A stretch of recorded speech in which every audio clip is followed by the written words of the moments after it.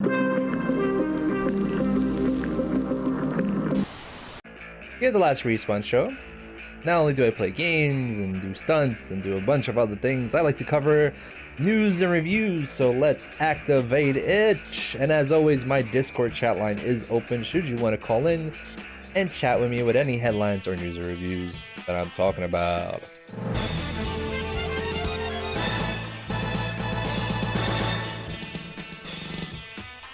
Alright, what else? What's first up? What we got going on? God damn. No, we're not gonna start with that one. That was a downer. Why did I put that one the first one? Actually, you know what? Let's start with Moonknight. There we go. That's fucking. That's what you want to hear. Oh my god, sorry. It's gonna vomit.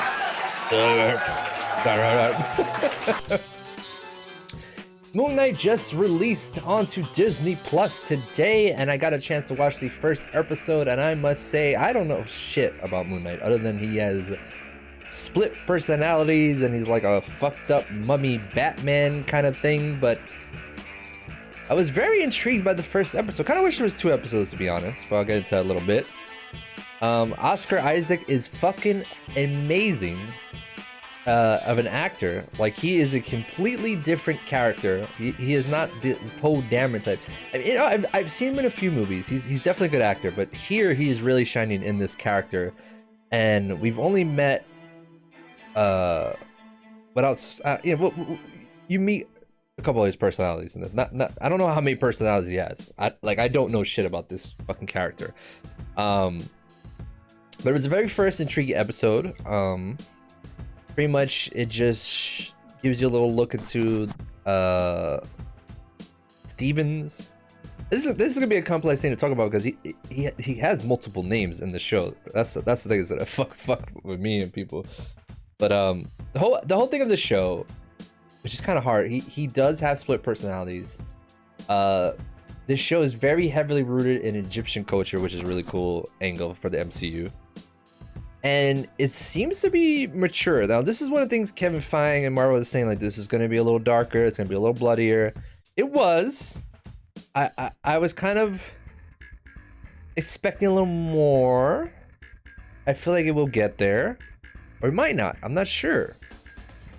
It is at the tippy toes. It is at the tippy toes. And maybe as the show goes on, because even Kevin is like, we have a shot where he just keeps punching someone and he doesn't let up. I'm waiting for that.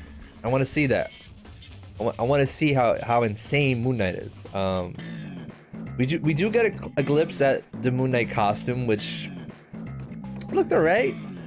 The glowing eyes looked a little silly, in my opinion. It looked a little silly, but we do get a little gander, not a lot, which kind of bugged me. I wanted to see more. Hopefully we see more as the episodes continue. There's only 6 episodes, which might explain why they didn't drop 2, because they dropped 2 with Hawkeye, and I was kind of hoping they did this, but that's fine, whatever. Shotwell, was it Ethan Hunt plays the villain, very cultist type person. I really don't know what's going on. I would say this first episode got me intrigued. Oscar Isaac is selling this. I think he is going to be the main. Obviously, he's the star of the show, and he's going to be the main fighting point of the show, especially Ethan Hawke's villain as well. It's a very weird show. It's very weird. There's a lot going on. I will say I am intrigued. I enjoyed what I watched, and I want to see more.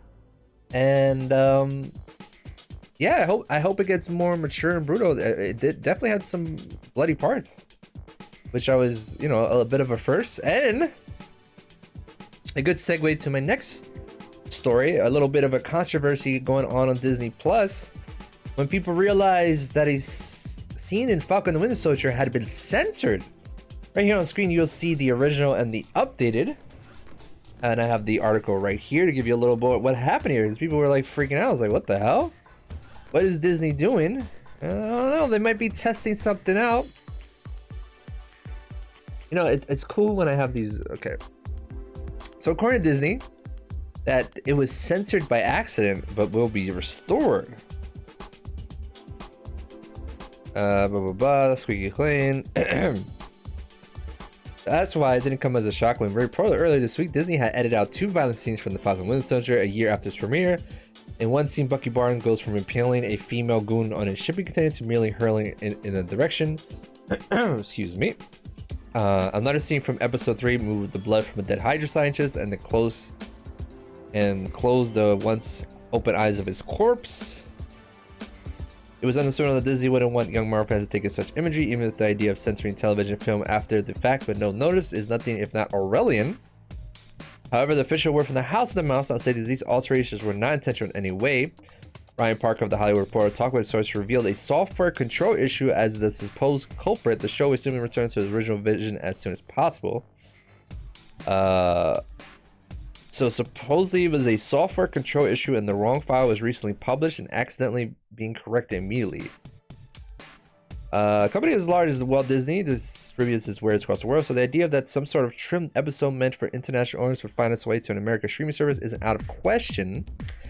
In fact, it isn't even unprecedented as an airline-approved cut of Birds of Prey's greatest HBO Max for a brief window. Still something to keep the eye on as media of all types continues to resurface worse than all on streaming services. So what do you folks think? Do you think Disney was testing waters to see if anyone would know? Oh my god, excuse me. Drink some whiskey here. They were testing the waters to see if anybody would see that they did these these edits. And I mean they oh my gosh, excuse me. There we go. Jesus, Disney's trying to censor me. They're trying to censor me right now, folks. Yeah, watch out, shit. Yeah, I don't know. There's something fishy there that the wrong file got uploaded to a show that came out a year ago. I think they're testing the waters. You know, they recently came under fire a week ago because they added a bunch of the Netflix Marvel shows like Daredevil, and everybody's like, "What are they gonna put strippers next?" And it's just like, how about you watch the Daredevil show? Because Daredevil, the first scene is of my man in a church telling the priest, "Hey, I'm about to do some bad shit. Please forgive me." And the priest is like, "That's not how it works, Matt Murdock." And then he's like, "I don't know." Anyway, yeah, it's a little fishy in my opinion, folks. I don't know. I don't like it, and you know, a lot of people are like, this makes an advocate for physical. Like, always go physical. But with how many streaming services there are these days, and how hard it is to find something if you don't have it, especially me being in Canada, I don't have easy access to HBO Max, which I fucking love. You gotta get a VPN. It's a whole fucking thing. So go physical if you can. Speaking of physical, who likes physical headsets? What if I told you this is an actual real headset by Dyson, who makes vacuums, I believe, or air purifiers. Yeah, put my article. Dyson's new air purification headphone combo isn't easy on the eyes. Fresh air, but at what cost? This article is from Game Radar. This is Dyson's first wireless headphone will provide you with fresh air, but they'll undoubtedly come with their fair share of stares. Wow, that's a good one. Branching out from Hoovers and hairdryers, the tech company has announced it's launching Dyson Zone, a personal air purifier and headphone combination. The wearable device has a built-in miniature air purifiers in the ear cups that pump clean air to your nose and mouth through contact-free visor. It filters fumes, other pollutants, providing fresh air no matter where you are. In a press release, Chief Engineer Jake Dyson, is that really his name? I mean, yeah, that makes sense. Jake Dyson says air pollution is a global problem and affects us everywhere we go. The Dyson Zone purifies the air you breathe on the move, and unlike face masks, it delivers a plume of fresh air without touching your face using high performance filters and 2 miniature air pumps. Dyson also comes with noise cancelling headphones, providing relief from unwanted sounds and conveniently allow you to drown out any potential contaminants while the look of the contraption with some nice music. We got any prices on this? They haven't announced the price. What do you folks think? This is, I mean, this ain't that far-fetched in my opinion. Let's be honest with it, you know. you know what going on, what's still going on out there. You know, it's still out there. You know what I'm talking about. I actually don't think this is actually that protective. It doesn't even look like it covers your home. Like, it's such a weird looking thing. Like, but it's such a futuristic kind of like Star Wars thing going on here. Hey, but it's just like it looks dumb, but I get it. As pollution grows and viruses are still a fucking thing, I get it. That shit's probably gonna be like $500 or $1,000. I bet you right now. That shit's gonna be a lot of money. But yeah, I don't know. Would you try it out, folks? Let me know in the comment in the chat. I went the Dyson air purifier headset. I don't know about that. What else we got here for you? What else we got here for you? You guys remember the Riddler Site, La Rata? You wait for the end credit scene at the end of The Batman, and we're only greeted to a little text pointing to the errata.com website. Well, there's been a lot of happenings through that, and that's where the Joker scene was unlocked and first released for everybody. But now it seems like it's been seized by the GCPD. There's more afoot on the Riddler website, and I gotta be honest, I'm really loving this narrative, even though I have not even checked it out myself. I feel like this is obviously linking to the next announcement for the next show, which was supposed to be the GCPD show, but now it's the Arkham show. So I wonder how that show's gonna, what is that show gonna be? Is it start with GCPD? Is it gonna throw into Arkham? What's it gonna be called? Who's gonna star? We don't know. But this website may be the first hint and key at what may be next in the Batman universe. And all I gotta say is yes, yes, yes, yes. Yes, yes, yes. Give me more Batman. I'm dying to watch that again. We're so close to it being on HBO Max, even though I want to go and watch it in the theater. All right, I already touched on the PlayStation Plus earlier. What else we got here? Talking about TV shows. It. Remember It? The first one was such a rated. I feel like the second one came out and people did not give a fuck about it. And personally, I don't blame them. I personally was kind of disappointed in the sequel, and the first one was all right. I thought the first one tried a little too hard, but looks like a It prequel series that is tentatively titled Welcome to Derry. The series will likely explore the origin story of Pennywise the Clown, as well as the dawn of the 27-year curse that haunts the small Maine town. There's no word on whether anyone from the It movie will make an appearance, nor is it clear that the show has been greenlit. By this point, we can say that, honest to God, writer room is being see for the project. The It franchise has grossed a combined $1.17 billion worldwide, so most likely a show on HBO Max. Art is a new thing now, and Warner Media needs to order these kind of shows. I'm shocked that they passed out on the Overlook Hotel series and that they haven't ordered a Nightmare on Elm Street TV series by now, as every writer in town would kill. Oh my god, yeah, they should do a Nightmare. They should bring that back. I never watched the TV show series. Has anybody watched that? I think that's on like Shock. There's like 2 other horror streaming services now, which is like, bro, really? Can we just all group together and be with Shudder? These other streaming services, like one streaming service got Freddy TV, the Screenbox. It's getting out of fucking hand. But also, if you would like to sponsor the last Respawn show, I go hard on Halloween. All right, such a whore sometimes. What else I got for you? Talk about TV shows. Remember the prequel Game of Thrones TV show? Yeah, it's coming. Got a release date. It's coming out. This will be the summer, August 21st. House of Dragon. So far, HBO is just calling it a 10-episode drama, though no doubt they'll leave room for more demand. The teaser posted today, as well as descriptions of the main characters. Go check online. I'm not gonna read all this shit. It's a lot of fucking characters. Not a shock from a Game of Thrones show. I personally, I don't think I want to return to Westeros. I really loved that show, and the way it ended was fucking awful. So bad. Still leaves a sour bitter taste in my mouth, folks. I gotta be honest with you. And I don't know if they've released a full trailer of this. I don't think they have, like teasers. So yeah, I'm not sure if I'm gonna watch this. Like, I don't know. And there's also the Lord of the Rings Amazon show that comes out around that time. So I don't know, folks. Let me know what you're thinking. Do you want it? I don't want it. I don't care for it. I'm good. We'll see. Maybe I'll change my mind. Speaking of mythical stuff, Zelda Breath of the Wild 2 has been delayed till next year. And I got the full comment from the producer here. That's a good quote, so I wanted to read it. I don't know why my articles are taking forever to load. The producer says it needs more time.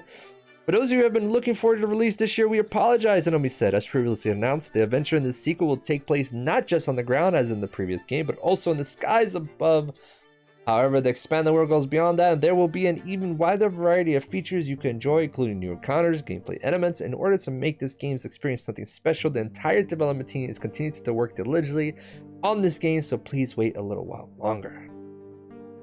The announced video also shows a tiny snippet of the new footage from the Breath of the Wild sequel. Leak unsheathes his Master Sword, where it looks different. I don't know why I didn't put that picture here. I'm totally fine with this. Take your time. I still haven't beat the fucking first one. I'm all up in fucking Elden Ring.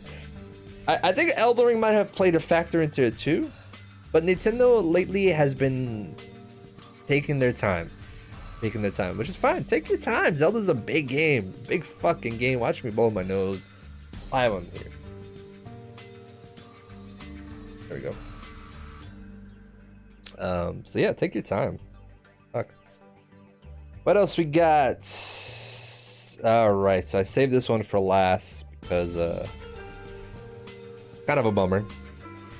Bruce Willis announced his retirement today, and you know, you wish it would just be a simple him just retiring, but he's stepping away from his acting career after an asphyxia diagnosis.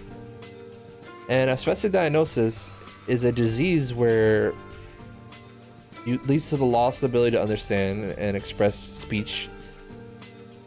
His family said in a statement posted on social media. 67. And I kind of heard rumors about this for a little bit from other podcasts about his condition and why he's been doing so many video on demand. That's the thing now, is like straight video on demand, straight digital movies. Used to be straight to VHS or straight DVD, now it's video on demand, like him in the cage. I guess he was just trying to get as much work in this as he could. Yeah, it's a bummer, man. He's an I never met the guy. Seemed like a cool guy. Amazing actor. There's a few movies of his I do enjoy and love. And I do wish him and his family the best. That sounds like a fucked up disease. I've never heard of it before in my life. Yeah, man. Me and Dr. Bear actually do a little tribute to Bruce Willis on Saturday, so we're gonna cook up something, you know, special.